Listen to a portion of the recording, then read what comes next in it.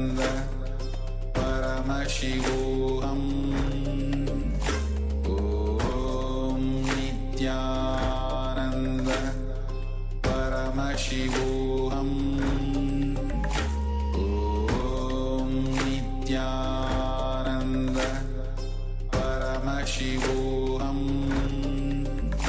Om Nityananda Paramashivoham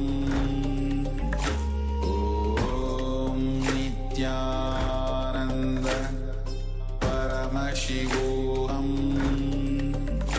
Om Nityananda Paramashivoham Om Nityananda Paramashivoham Om Nityananda Paramashivoham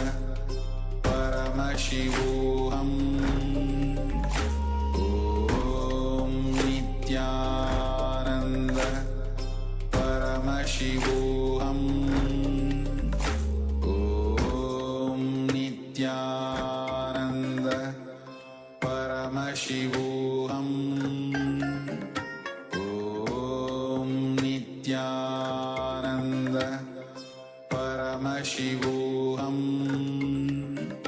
Om Nityananda Paramashivoham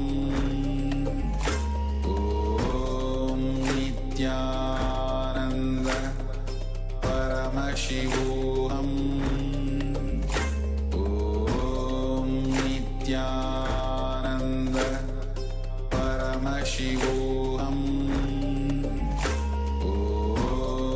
Nityananda Paramashivoham Om Nityananda Paramashivoham Om Nityananda Paramashivoham Om Nityananda Paramashivoham Om Nityananda Paramashivoham Om Nityananda Paramashivoham Om Nityananda Paramashivoham.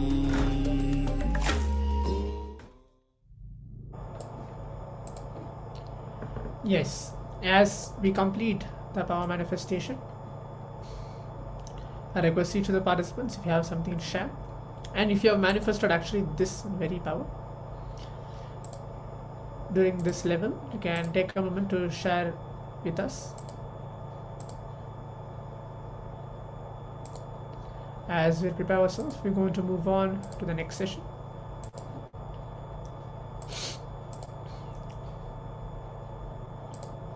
The next session we are going to be learning on the karma and thought per second that we have in our life.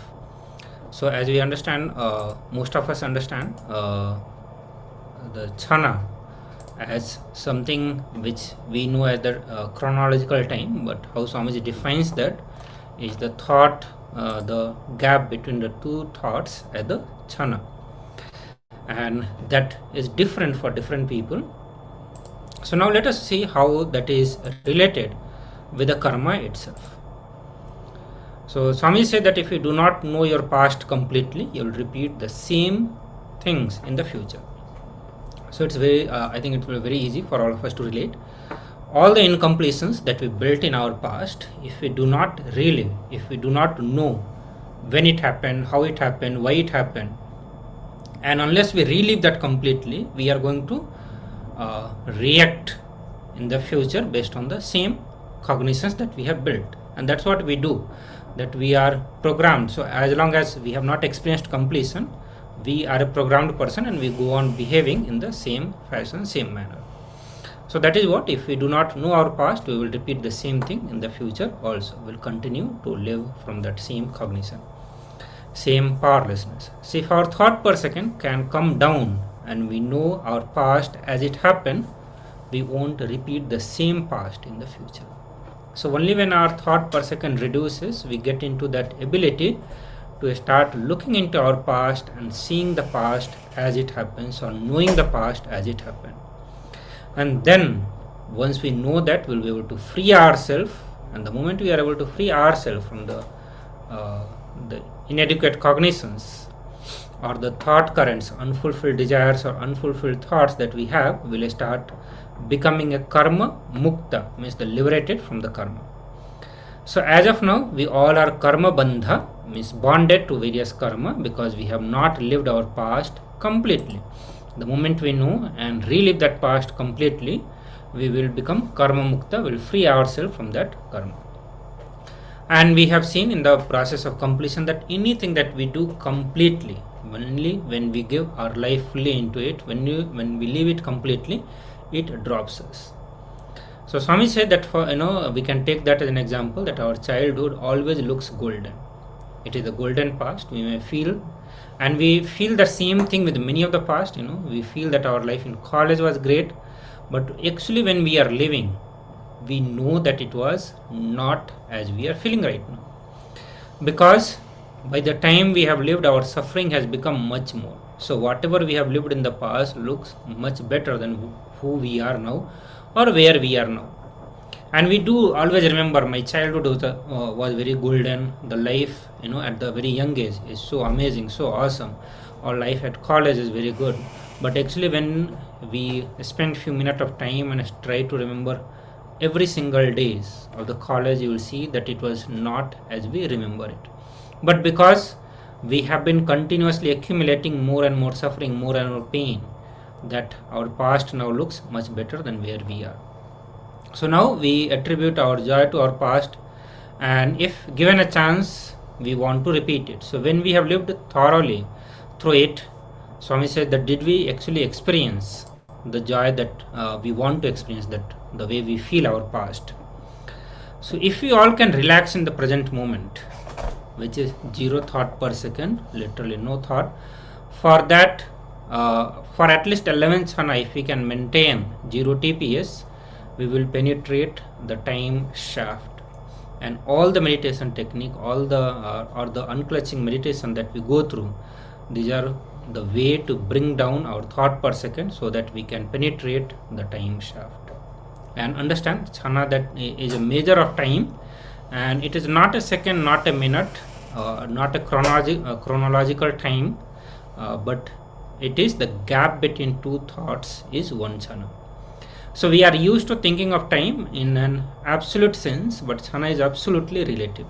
So the time that we are seeing here is absolute relative, not a fixed time. The thought of every person and the rate at which they come in a person are dependent on that person. Chana varies from person to person. So not it is a relative, but it's really different for every single person. So not just for your life, when you start progressing in meditation, when you start experiencing a cognitive shift, your chana will increase, means the gap between two thoughts will start increasing. So neither it is fixed for you, nor it is fixed for every single person, because every single person has different thought per second and different chana. So if a person is restless and get too many thoughts in a span of 1 second, or a span of a given time, his chana is shorter, because the gap between two thoughts is very less, because he is having so many thoughts in a given time period. So if a person is calm, collected, like a person who practice unclutching meditation or has attended the Paramashivoham program or the other 21-day program that Swami has offered, understand, we all will have fewer thoughts in the given span of time. And for these participants and all these graduates, the chana will be longer, because the gap between two thoughts is more. So understand, karma is the totality of our conscious choices that we had. Our life is nothing but the totality of conscious choices that we continuously make. So we continue to make various choices, various decisions on what we want to enjoy, what we do not want to enjoy, what we like, what we do not like, and all those decisions we go on making, and based on that we go on recreating our life, reshaping our life. And that is what Swami is saying, that our life is nothing but totality of all the conscious choices that we continuously make in our life. So whether we want it or not, directly or indirectly, we are choosing everything in our life. Nobody else is making any decision for our life, but it is we who go on making the decisions. Okay. So there is one small story. An employee approached his boss and he says, "Sir, my wife said that I should ask you for a raise." And boss replies that, "Okay, I'll also ask my wife tonight whether or not I should give you a raise or not." So here we can give the reason that somebody else is making a decision for my life, whether as an employee that his wife is making a decision for his life, and the same way boss, whether his wife is making a decision for his life or not. But in reality, we are the one who make decisions for our life, nobody else. We may think that somebody else is making decision, but it is only we who is deciding. So understand through this example, even we decide that my wife is making decision, it is that individual who is making that decision or allowing the wife to make decisions.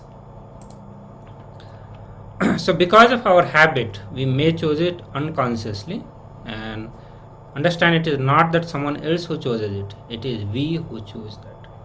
Because it has become our habit to think that someone else is influencing our decisions, we have forgotten that we are the one who has been continuously choosing. Every time someone criticizes us, it is we who decide to get upset.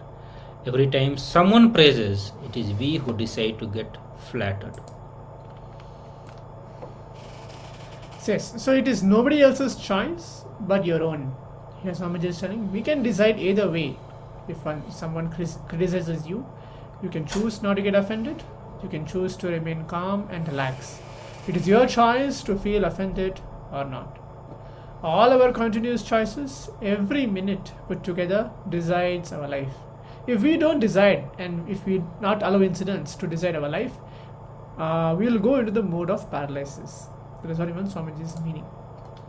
So our lives as of now are nothing but paralysis. It is only when you decide to live our life completely without any outside events, situations, or even decisions being forced upon us that actually we decide to live by ourselves. Actually, as long as we don't understand life, as long as you don't understand life is your choice, your living is just paralysis. So we make thousands of decisions a day. Maybe some of us may not make thousands, we make hundreds of decisions per day, do this and do that.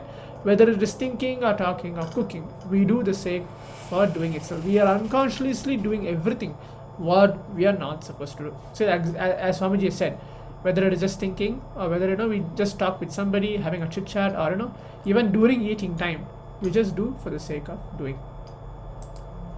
So when you eat, you are completely involved. Are you completely involved in eating? How many of us can have keep that question in you? Are you completely involved in eating while you're eating? No. While eating, you plan for the next vacation or think about how to get a raise in a work. The food is going inside your body, but you are not tasting it completely end to end and enjoying it fully.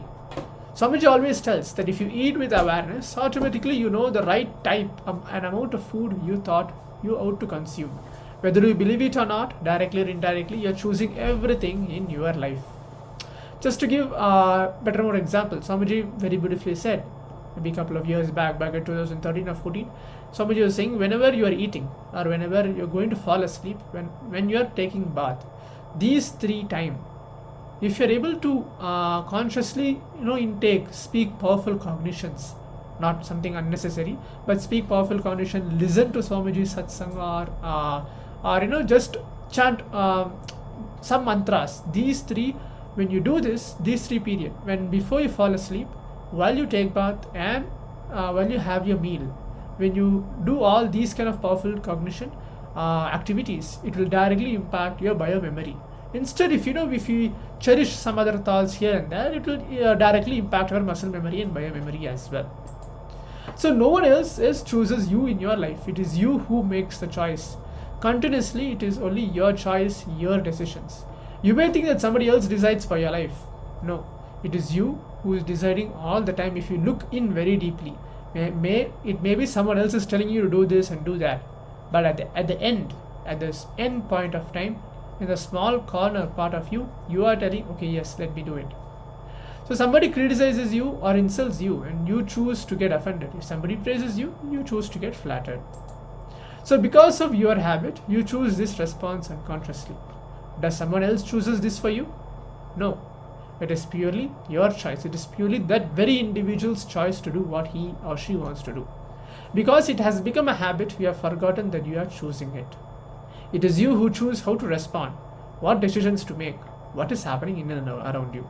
But you try to fool yourself and others into believing it is someone else who is responsible, someone else who is making you do the things in their way. So understand, you can decide to respond differently, or you can decide to respond consciously as well. Here, so for example, when someone criticizes you, you can choose not to get offended. You can choose to remain calm, relax, and collected.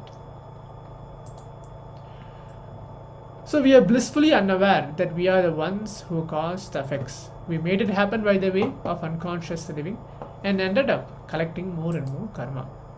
So as we understand this about thought per seconds, the karma and the difference between the thoughts per second we carry. Swamiji very beautifully tells, the more and more less thoughts we carry within ourselves, we are closer to the space of enlightenment. So now let's take a moment, directly listen from the supreme point of Hinduism to where he actually speaks on how that we cognize ourselves in our day-to-day life. And how do we respond things, situations, events in our life. So requesting each of the participants to please keep your book and pen ready. So because it's a completely very powerful condition session which we are going to listen directly from the supreme point of Hinduism.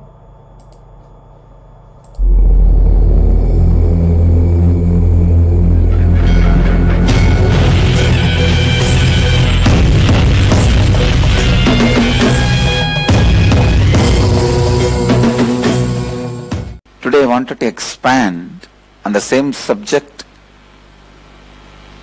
I was expanding yesterday, feeling incompletion with incompletions. You should not have incompletion with anything.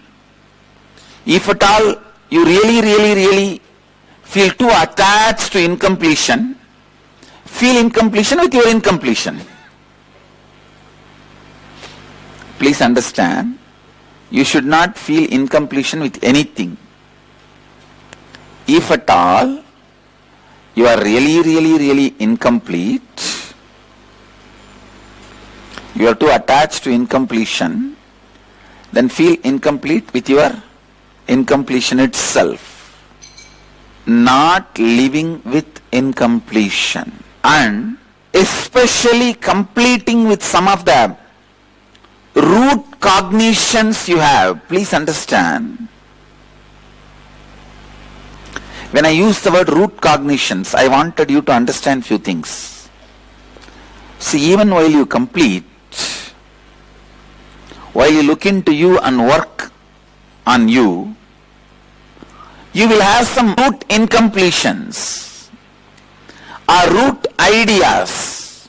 For example, sometime you may have the idea, how much ever you complete, your incompletions are going to continuously come again and again.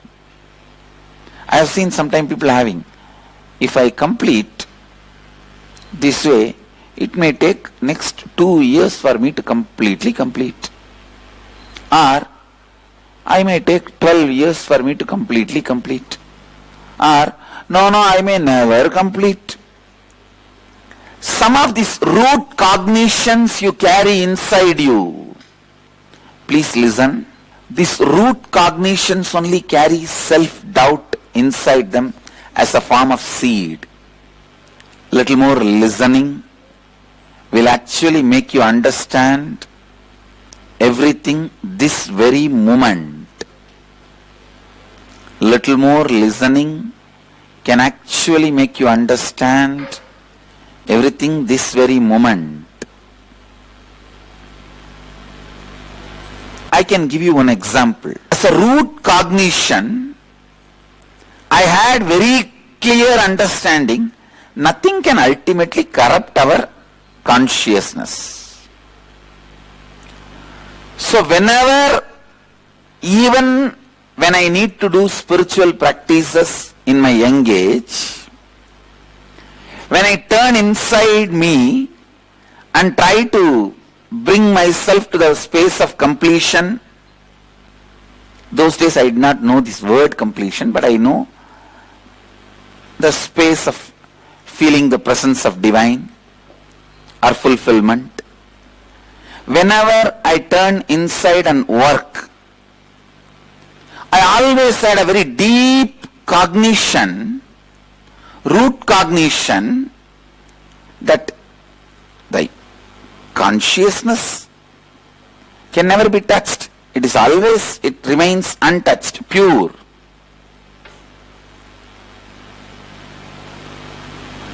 Please listen. That is why when I actually experienced enlightenment, I did not feel anything new. I just came to the original cognition of my existence. The original cognition of my existence.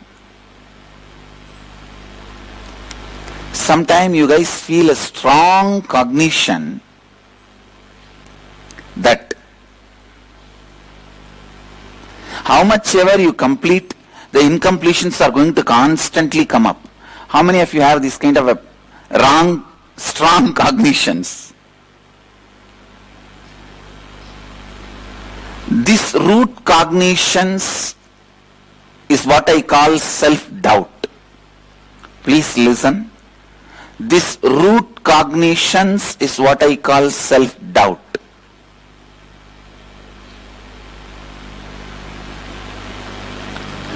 Completing with these root cognitions. I can't believe only few people have that wrong root cognitions. I think this shows most of you have not listened or not participating. Let me explain once more. The definition of root cognition, listen. This is one of the important revelation I had just today morning. I wanted to share with all of you. Few days before, in this reality show, few Christians have come to solve their problems.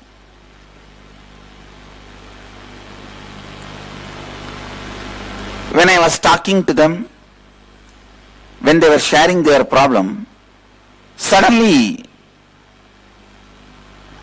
the guy said, all right, if this doesn't get solved in this janma, in the next janma I'll come back, it will be solved, I'll sort it out. I was just shocked, because he's a Christian. How is he talking about the next birth, next janma, punarjanma? I looked deep and asked him more questions. His root cognition continues to be Hindu. He believes in karma, he believes in punarjanma, he believes in incarnation. All the major root cognitions are same. Bread and butter can only change the name and the way you look, not the root cognition. Please understand. He does not even understand. He is not supposed to have that cognition as a Christian. So he still thinks, plans his life, strategizes everything based on clearly the Hindu root cognition. Now all of you understand the definition of root cognition? Please listen. I'll just define once more. One person raised, they did not understand. I'll define, because this is a very important principle you need to understand. If you catch this one principle, many of your problems can be solved. Listen. Root cognition is the mental pattern which drives your thinking before even you recognize the quality of your thinking. It is like you start thinking, yes, I have suffering. I need to complete with it. I need to get out. Before that itself, There is a root cognition. Suffering is either part of my life or full of my life. You see, before you start solving any problem, root cognition only sets the base of the war field. Root cognition sets the line of actual control, where the fight starts. So between two countries, the line of actual control is the space where the fight starts. Means from that spot only, both try to create dispute. No, little this side. No, little that side. But there is a line. From that line, the fight starts between this and that. Same way, the root cognition is the line where the fight between you and your life starts. Sometime I have seen people have the root cognition, their life is depressed. Their life is nothing can be done. Means their life is depression, nothing can be done. Wrong root cognition. That's why I tell them, go and stay with the Kaveri and get healed and come. Please catch this principle of root cognition. Basically, what you strongly believe as you is root cognition. What you strongly believe as you. Please understand. What you strongly believe as you. I can say this word Ananda Gandha in Sanskrit, the smell of your being. The smell of your being is root cognition. Whether your Ananda Gandha is bloomed, free, blossomed, or shrunk, caught, bound, is dependent on your root cognition. Somehow, fortunately, my teachers, my masters who brought me up, they inserted some of very strong root cognitions into me. Your consciousness can never be bound. Your consciousness can never be incomplete. Your consciousness can never be corrupt. Any corruption, any incompletion, any suffering is only for body and mind. Because of this strong root cognition, I never went through any suffering. Never went through any incompletion. See, for example, if you have diarrhea, if you have a toothache, how you handle it? Oh, there is a problem. Let me attend to it. Or if your neighbor is screaming, there is a fight. Then how you handle it? There is a problem. Let me attend to it. I tell you, that is exactly the way I attended everything related to life. Never I felt I have toothache. Never I felt I have diarrhea. Please listen. There is a difference. When the neighbor is screaming, you say there is a problem. When there is a toothache, you say I have a tooth pain. There is a difference. Actually, I am giving two different examples. Earlier I missed one line to separate these two. When a neighbor is screaming, you handle it. Yes, there is a problem, let me attend. You don't feel you have a problem. But when your teeth has pain, when you have a diarrhea, you feel you have a problem. Your association with the problem decides whether you are going to solve it or not. Please understand. The root cognition you carry about any problem decides the end of the problem, whether it is going to end or not.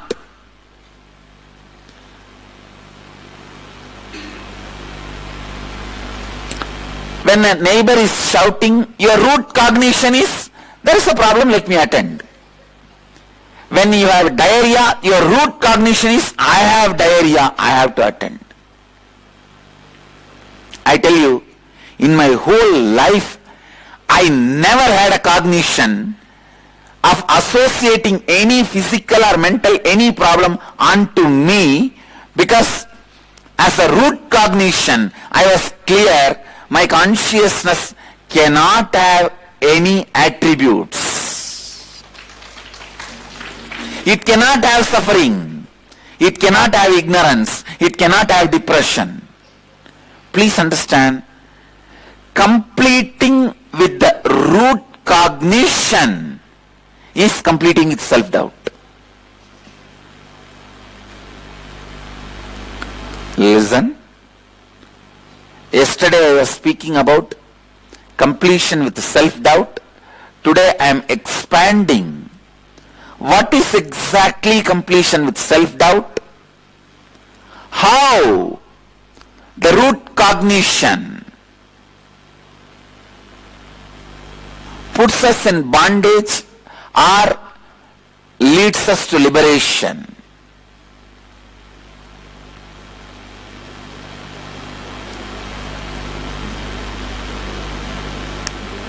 If you have a wrong root cognition about the maths, the moment you see number, you will feel like your head is reeling. If you have the wrong root cognition about people, the moment you see people in your life in any form, whether as a boss or a husband or a wife or a daughter or a son or brother, you are already agitated. You are in incompletion. If you look inside and spend just 48 hours on recognizing your root cognitions, smelling them and completing with them, I tell you, it will be equivalent to one full inner awakening.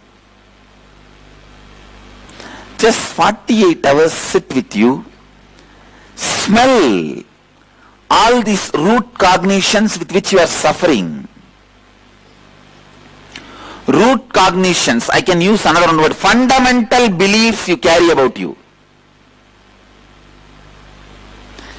In your fundamental belief, if you feel you can't get out of depression, your life is never going to be pleasant, your life is never going to be blissful, please understand, you will never experience joy, bliss, completion, because the fundamental belief has to be completed. If you have not conquered the line of control, even go and conquer some city inside, you will have only bits and pieces of that country. From the line of control, you have to conquer everything. Same way, even if you try to solve one or two problems without completing the fundamental belief and the root cognition, you will not be complete. Completing the fundamental beliefs, I tell you,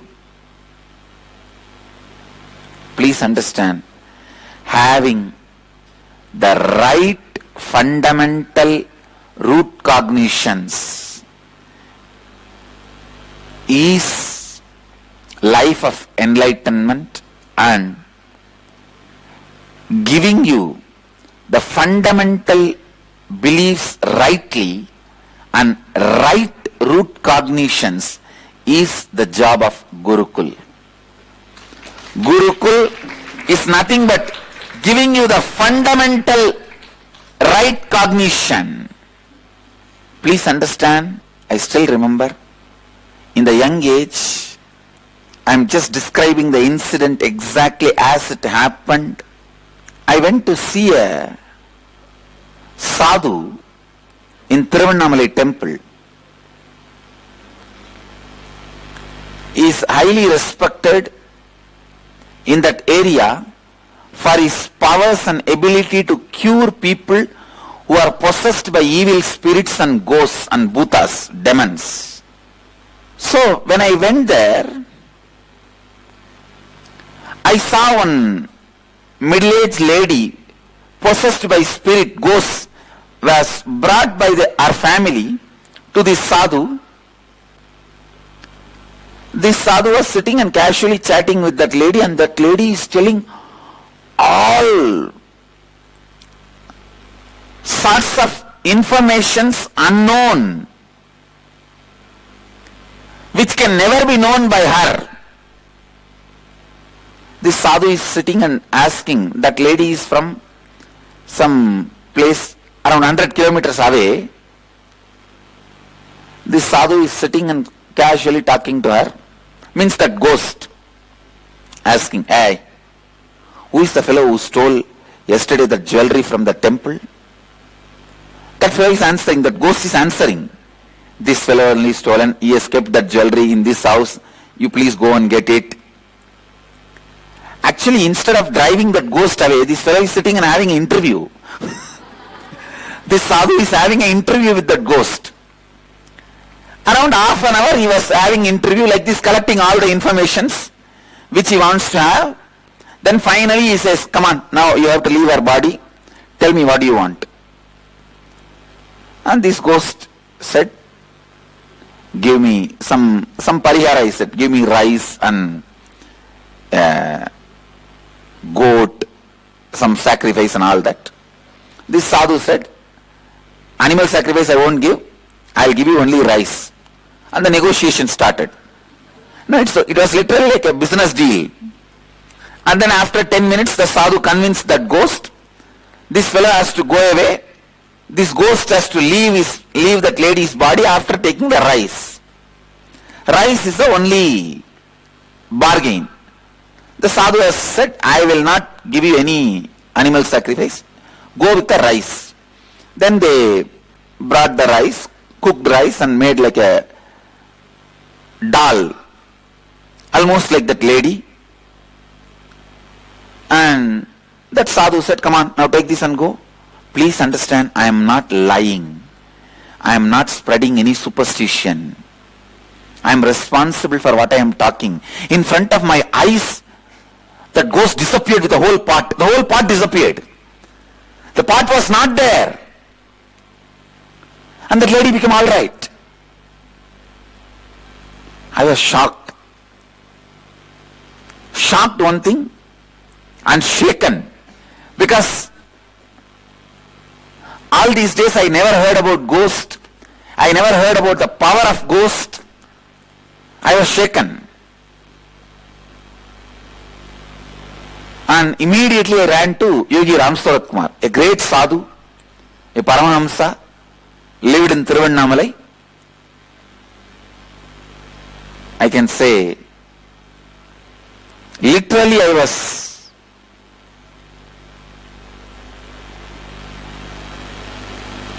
I can't even describe with the right words the relationship I cherished with him.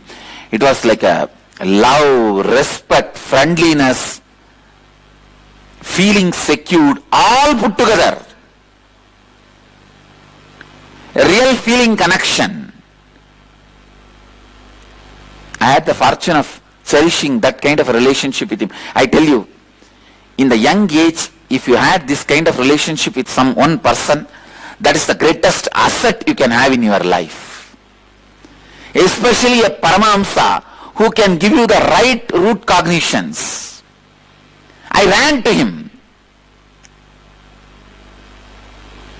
because he always lives in cremation ground. Unfortunately, I had such a love for him. I ran and got hold of he used to wear a garland of ropes. I caught hold of his rope. That's the way I used to talk to him. How in the energy darshan I catch the people mala and pull them nearer. Exactly that is the way I used to pull his rope. I pulled his rope and said, Swamiji, this is what I saw. That sadhu was driving the ghost away. And suddenly the whole pot disappeared with the rice. When the ghost left, he did not bother about it. He was okay.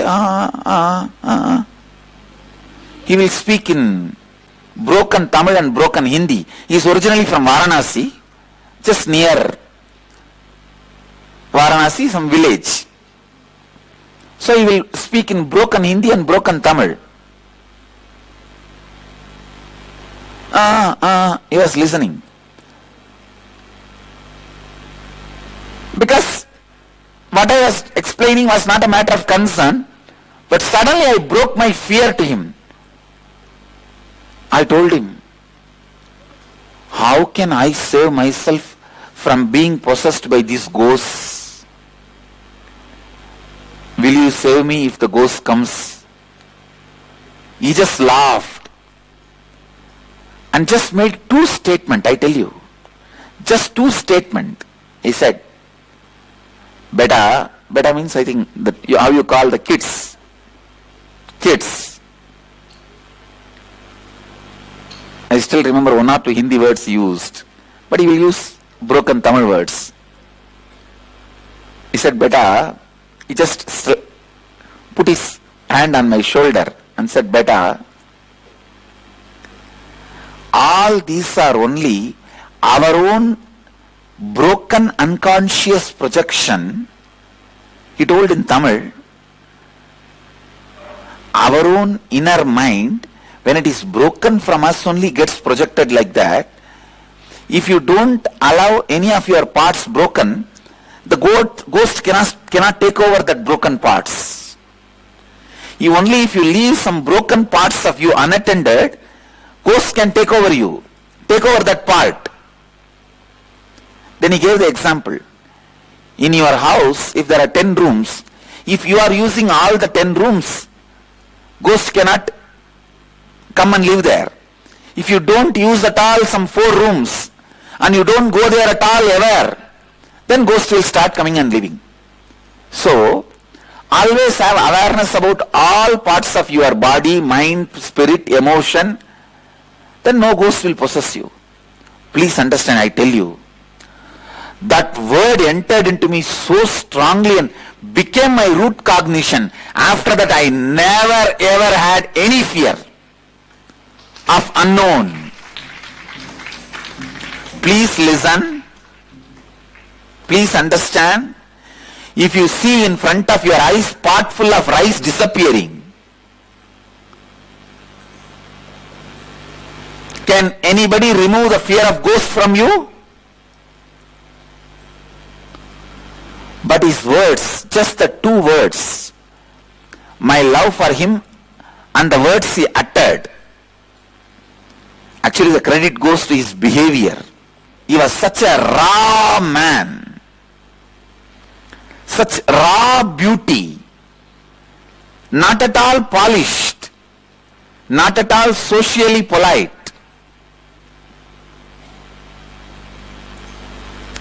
He will just take a stone and throw at you if he is angry. No, that raw behavior as authenticity. When somebody is raw, your unconscious, your inner space just feels connected to him. I have seen his raw behavior as authenticity. It carries so much of compassion, carries so much of raw love. See, there is something called cooked love. Cooked as per the social norms. Smile, how are you? I miss you. I love you. Oh, where did you go? I was all the time remembering about you. Sending a get well card. Socially cooked love. Love cooked as per the social norms. Now I really wonder sometimes when these guys all the time call and tell their wives, I miss you dear, how are you? And the moment they drop the cell phone, I see the relief in their face. I ask them, why do you guys call constantly and tell lies? No, otherwise when you go to the house, you don't know what will happen. The socially cooked love loses its authenticity. But this master's love is a raw, authentic love. You see, with that rawness, even few words he utters becomes your root cognition. With a socially cooked love, how many big teachings you give, that only becomes the subject of debate in your inner space. Whether your master's words becomes your root cognition or subject of debate for you inside you. That decides your enlightenment or completion. Please understand, whether your master's words are straight entering into you and becoming the root cognition in you, or it is subject of debate for you.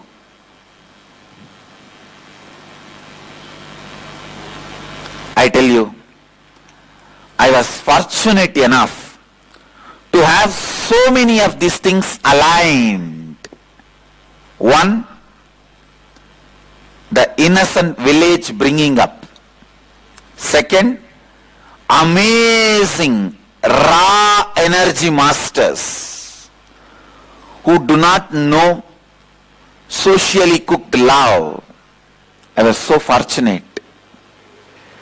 The moment Ram Surat Kumar uttered that words, if you leave your unconscious parts unattended, only that parts will be possessed by ghosts. Don't worry, have consciousness about what you think, what you feel, what you speak on your body. Nothing like this can possess you. That's it. That became my root cognition. It is not that after that I struggled to practice that. Whenever the thought of ghost fear came, this automatically came up. I have the whole thing of me in my control. How can ghost possess me? The thought died. After a few times, the thought itself did not come. Fear of ghost. Now I think all of you can understand what I mean by the word root cognition.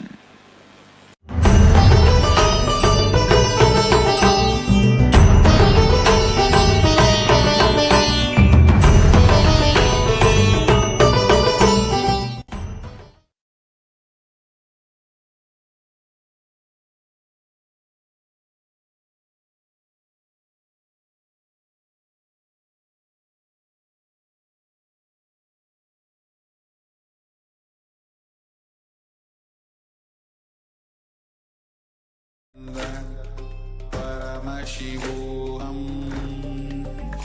Om Nityananda Paramashivoham Om Nityananda Paramashivoham Om Nityananda Paramashivoham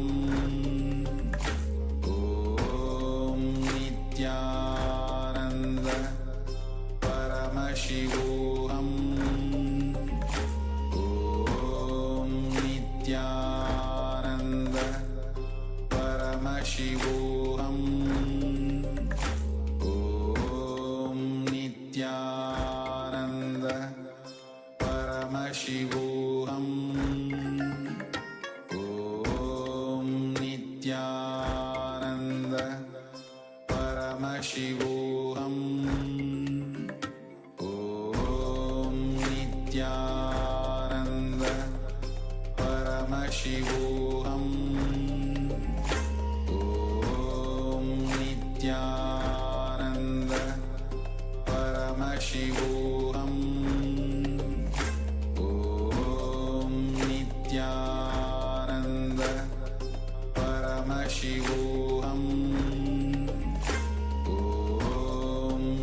Nityananda Paramashivoham Om Nityananda Paramashivoham Om Nityananda Paramashivoham Om Nityananda Paramashivoham Om Nityananda Paramashivoham Om Nityananda Paramashivoham Om Nityananda Paramashivoham Om Nityananda Paramashivoham Om Nityananda Paramashivoham Om Nityananda Paramashivoham Om Nityananda Paramashivoham Om Nityananda. Yes, Nityanandam, we are going to be your acharyas for the remainder of the sessions until darshan, and we are going to continue learning the science of karma that we have been exploring so far, all the different dimensions of karma, how it affects us, what it really is, and how to break free from it to live with freedom and live the life that we want. So here, beautifully, we have heard the revelations from Swamiji and new dimensions of karma. Now, specifically in the exercise that we are going to be doing for the next few minutes, we're going to be looking into the unfulfilled experiences, understanding karma from this angle, how karma is the collection of the unfulfilled experiences that stay inside us and that continuously pull us to fulfill them. So what you're going to be doing, very simple, just scan your life, look inside, and find out and see how many such unfulfilled experiences you have. See how they drive you into action. And once you have identified the pattern, what is the action that you do and what is the unfulfilled experience that you are trying to fulfill through this action, make sure to pen the whole thing down elaborately and complete with these experiences by relieving them intensely in your inner space. Yes, we are graced to have this powerful process given by the Supreme Pontiff of Hinduism that can actually make us break out of this loop, this self-fulfilling negative prophecies that we are creating through the karma. Because we do not live intensely in the moment, we don't completely live through the incidents, the hangovers stay with us and they pull us, literally pull us to relive through the same thing again and again. So let us sincerely enter into this exercise and actually break this karmic cycle. Requesting everyone to be very sincere with this exercise. If there's any questions or doubts, you can always let us know. We would love to help you out if there's anything you need help with. So let's settle down and enter into this exercise.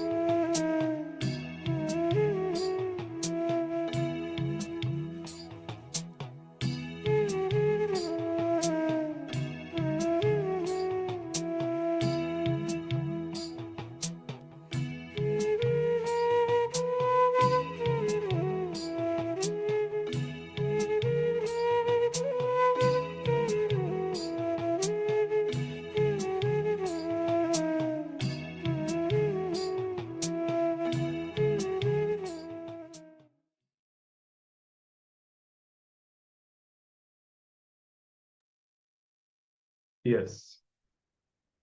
So we come to the end of this internalization. If there is anything that you wish to share, please do so. And we'll be happy to guide. And otherwise, let's continue. And we are going to be having the next round of the power manifestation. Yes, today we are manifesting the power of Lahima, decreasing the weight. We have been going through various rounds of this power manifestation already. In this round, we're going to reduce the weight of an object through a look at a distance. So you're going to keep an object of which you have measured the weight already, somewhat in the distance of you, and change the weight of the object from a distance. So pick the object that you want to manifest this power with in this round, and make sure you measure the weight by any quantifiable means. It can be a weighing scale like a kitchen scale. If it's a heavier object, you can even use like a body weight scale. Otherwise, there is the option of the weight scale estimation app you can even install on your phone. Just make sure you take the preliminary measurements, and then let us get ready to enter into the round of the power manifestation. Yes. Once you are done taking the weight, you can settle down and close your eyes, connecting with Swamiji. Chant the Mahavakya, Om Nityananda Paramashivoham, keeping a strong intention for this power manifestation to reduce the weight.